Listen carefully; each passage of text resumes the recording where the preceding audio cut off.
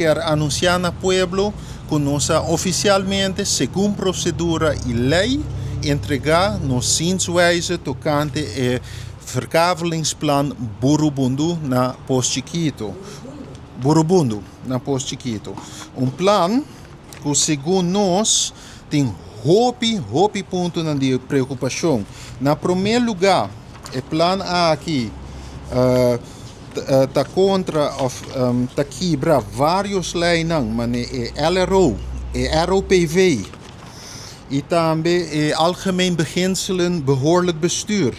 Tem pergunta também de ontwikkeling de nutsvoorzieningen com essa aqui te planear e gefaseerd.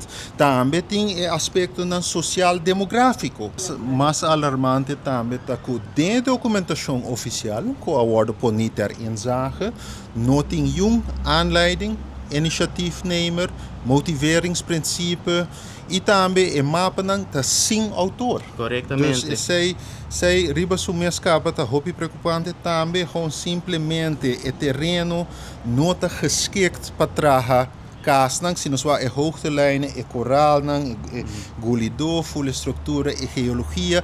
Dus het is completamente onlogisch. E que governo tá tribi demanda plan que, by the way, tá solamente 5 páginas de largura. Esse é o full plan. De verkaveling de etama, esse é o full plan.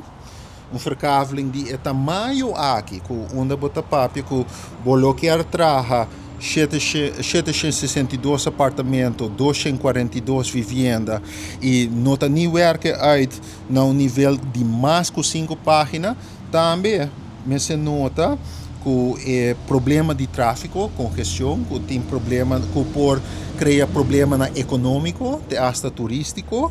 Também está algo mencionar e que te hasta colega Aaron mencionou verbalmente na indicar aqui na nós que planologieafdeling de KPA, começa a goed e kosten aqui, começa bem oficialmente via DIP, não acordo por nível altura. Agora nós estamos mas naturalista problema na econômico tá outro problema na jurídico já acaba tá virando fregar, pero ora nós estamos com veiligheids- e noodsdiensten não tá acordo